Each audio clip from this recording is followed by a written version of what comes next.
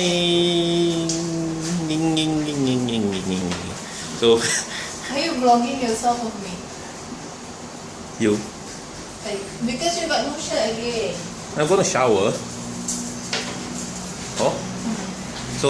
So this is the final part of the food.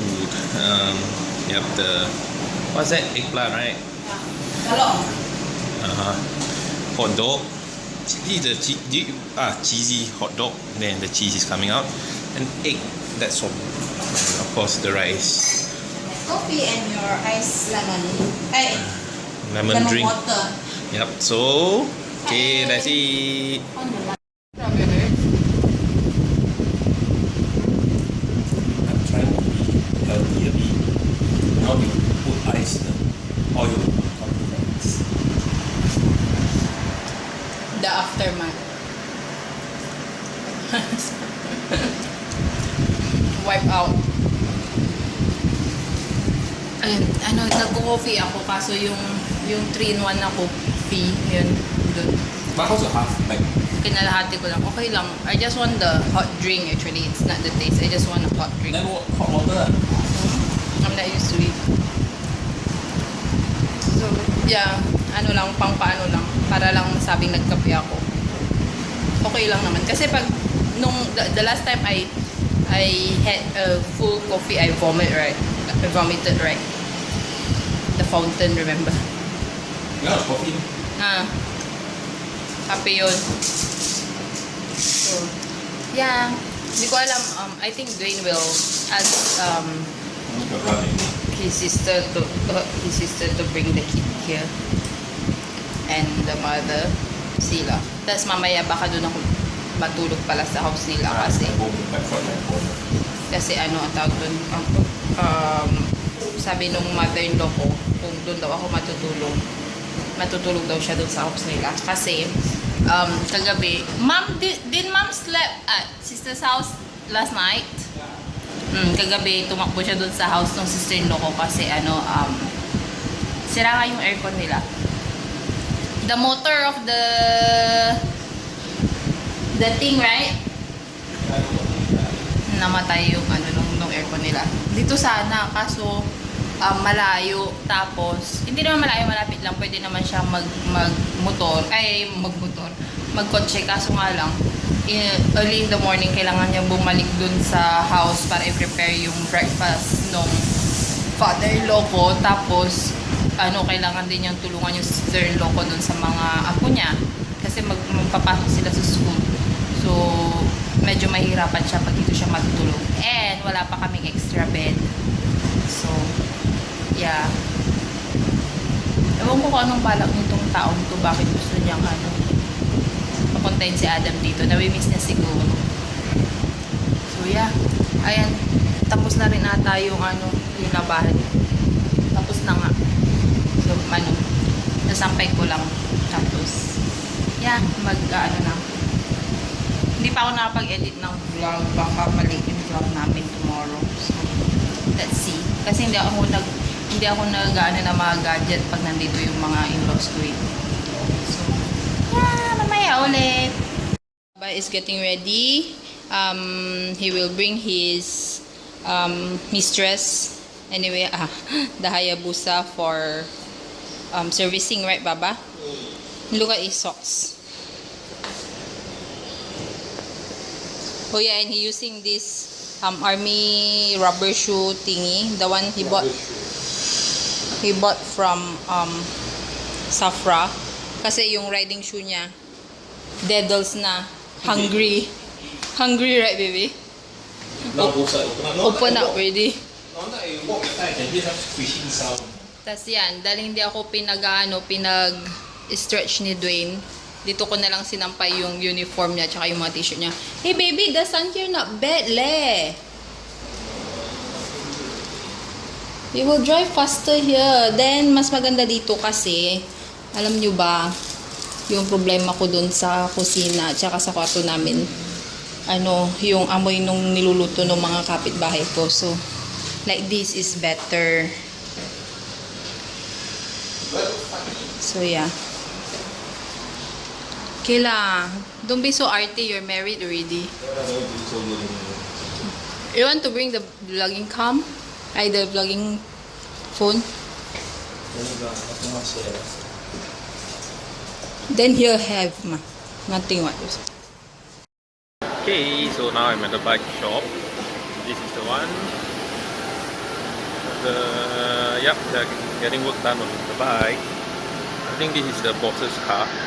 Quite a cool color. Yeah. Then all the other bikes in the background. Yep. Many bikes. This whole area is all bikes and bikes and bikes. Yep. So hopefully it'll be a fast one and not expensive to change the brake pads, and I'll be whole. Hindi ko pa na-check yung phone ko kung pupunta ba dito yung mother-in-law ko tsaka si Adam. But yeah, later check ko. Naaliw na ako. Kachat ko si Zel Santa Cruz sa Facebook. Meron din siyang YouTube channel, kaso hindi siya masyadong active. Ang pinopost lang niya is yung mga kids niya, tapos parang mga what you call this thing, picture nila nung asawa niya. And ang bait niya, ang sarap niyang kachat, and ito binigyan niya ako some of her recipes. So, pag bet nyo ng mga recipe, punta lang kayo sa FB, Facebook niya, active siya doon. Zel Santa Cruz. Wait, I'll show you the profile niya.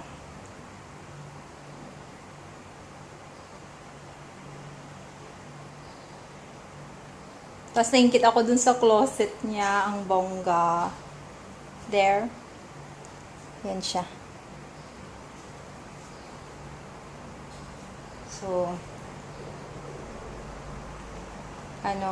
nagsend siya sa akin ng mga ang neat pa niyang dun sa mga recipes niya. Talagang kino-collage niya. Tapos sa isang part ng collage ng picture na dun yung recipe. Naingit naman ako. Sabi ko nga itatry ko yung mga recipes niya. So, nagsend siya sa akin ng mga picture ng collage niya. Yeah. Hindi talaga ata ako pwedeng magkape. Parang nasusuka na naman ako. Ano ba yan? Malulubat na tong phone. I-charge ko muna. So, yeah. Tingnan na lang natin. Check ko muna yung phone ko kung anong plano ni Dwayne. Kasi sabi niya, wag na daw ako magluto for lunch kasi di ba busog na kami kaninang umaga. Magla-light lunch lang daw kami. So, it's either kami, natutulala ako. It's either noodles na lang kami or Subway. Let's see. So, yeah, charge ko muna tong phone. Ayan, mag-aalauna na. Alauna na. Let's see. Ayan, 12:56, mag-aalauna na. Si Dwayne kausap na yung kulig niya. Siguro mga na siya. Na sila nag-uusap, mga 30 minutes. Katrabaho ko naman yun. Parang hindi naman sila nag-uusap sa work. Ang tawag doon, hindi pa siya nakakaligo and everything. Kailangan pa nagpumunta dun sa house ng mother-in-law ko. Tapos hindi ko alam kung titingin pa kami ng ng aircon. Kasi di ba, nasira yung aircon nila. Bibili sila ng aircon, hindi nila alam kung saan. Tingin ata kami sa Quartz or sa Gain City. So, yeah, nakapag-edit na ako ng vlog lahat. Enjoy na enjoy pa rin. Pero pinag-uusapan kasi nila tungkol sa sa bikes, yung motor nila. So, hinayaan ko na lang kasi passion niya talaga. Pati yung isa yung kausap niya, rider din. So, yeah, yan, nakaligo na ako. Grabe, ang sikip ng damit ko. Wala nang space. Dati, gustong gusto kong suot kasi parang t-shirt ngayon, grabe, fitting na. So, sige,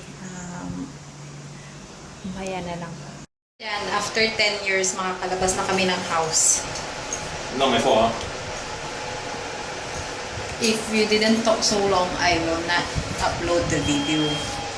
So, in-upload ko na yung video after an hour or 1 hour and a half na publish. Ay, hindi ko pa na-publish, na ano ko na, na-save ko na. So, yeah, now we're on the way to Hougang.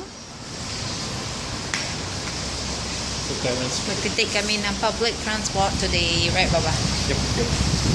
Pati si Dwayne, so papunta sa work, magpa-public transport siya. Si Dwayne, tumitingin ng drinks. Dito na kami kumain malapit sa house namin kasi alas 2 na para dito na kami dito na kami kakain malapit sa house namin kasi alas 2 na kasi matutulog na si Dwayne para ma-digest pa niya. So this is my fishbowl noodles, my favorite. Tapos meron siyang soya sauce in case daw na matabang. Kasi Dwayne, yung usual na noodles niya, yung minced meat na may wonton at saka manghang yan eh. So yeah, kain tayo. Ayan, may sabaw din siya. Kain. Ayan, yung pasamalam, hindi ako makapunta. Si Dwayne kasi ayaw. Magano daw siya? Mag-ano daw siya? Ilalagay lang niya yung check. So wala akong time luluk kasi.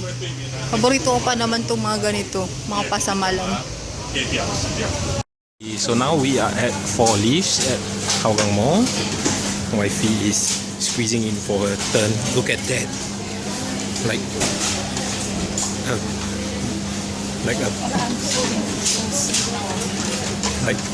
you know, those lion or tiger that saw its food hunting for the prey. Huh? What?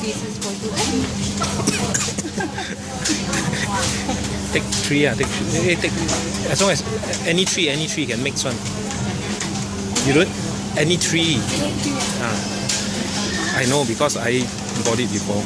So the whole selection is here. So let her choose now. My fee is choosing. This one is the one she's buying, the mini world. And this is how it goes. So any piece you can mix. And over here will be the rest, the big pieces. Oh, no thanks. May sale sila sa Sasa. Parang gusto mong bumili ng mga sponge. Andito na kami sa house. Tinapon ni Dwayne yung bubo chacha. Parang sira, no baby? It's like sour. Pero kagagawa lang daw. Oh my goodness. My mother-in-law found out my collection of shoes. Tinatago ko kasi sa ilalim ng kama yung mga sapatos ko kasi ang dami kong sapatos. But then, ilang araw na kaming mayroon yatang day na she didn't do anything, so she cleared the under our bed. Tapos nilabas niya lahat. Tapos sabi niya, may nakita ako rubber shoe mo, may nakita ako ganyan. Pag hindi mo sinuot, masisira, sabi. Right, mom? I like, baby. Mom say if I don't wear, it will get spoiled. Ano ba yan na booking? I thought I can bring it to our house to so she won't see already. In the end, she managed to. Ayan o, nilabas na yung mga ano ba yan? Baby naman? Your body? Ayan, itong black na box na to, puro sapatos yan. Tapos, ito yung mga gamit ni Dwayne. Tapos, ito, ano to? What's this? Oh, Adam's diaper. Tapos, ito, sapatos din to. Bagong order. Hindi ko pa nagagamit. Nasa plastic pa. Ano ba yan? Naiya naman ako. Kanina pagkasabi niya, parang hindi ako makasagot ng ng agad. 我上一次有打给你那个要 service 哎那个按 Citron C3 的， Nagpapaano siya, nagpapa-appointment para dun sa servicing ni 啊 Charlie. 几时啊 So- 今天拜二对不对？ Yeah, alas 3 na matutulog na si Bye, Dwayne bye. after this. So, sige. Mamaya na lang. Tapos ang ni Dwayne kumain ng dinner. And, ayan. Yung dessert niya. Itong, what is the name of this one again? How flakes. Oh, flakes. How flakes. Gusto niya. Yan. Nice. How about the dinner? Nice? Green curry, right? A bit spicy, huh? Yeah. Mag-alas 6 na. Medyo late siyang aalis kasi you're going to drive, right? Yeah. Because the next day, bukas, pagkatapos nung work niya, ipapaservice niya yung car. So, At last. yeah. Hindi siya mukhang appetizing kasi minorder ko na yung fish, but this is the ketchup fish or sweet and sour fish. Yung tomato. Yeah, with rice. Tas water. May pangalan pa ako. Kain tayo. Nasa work na si Dwayne. Ayan, 9:15 na. And katatapos ko lang maglinis ng aking nails. 2 nails. So, I painted my nails white. Nakalimutan ko yung pangalan pero OPI siya. Ayan. Pasensya na sa swollen feet. Ayan, na 12:59 alauna na at hindi pa rin ako natutulog. Kung kailan inaantok na ako, dun naman ako nakaramdam ng gutom. So, itutulog ko na sana kaso nagalit si Dwayne, sabi niya pag daw ako magpagutom. So, naghanap ako ng makakain sa kitchen as usual. Dahil wala na kami dito, wala na masyadong snack kasi ako lang naman yung mahilig mag chicheria or biscuit. So, ito lang yung nahanap ko sa father-in-law ko ata to yung Ritz biscuit. Tsaka, madami kasi silang stock ng Yakult. So, Yakult. So, yeah, mag-good night na ako, or should I say, good morning. Nag-message pa rin si Dwayne kasi, siguro hindi sila busy. So, yeah, kakain lang ako, and then, maghilamos, then matutulog na. It's already 1 o'clock. Naantok na ako. So, yeah, sige, kain na ako. Bye! Thank you for watching.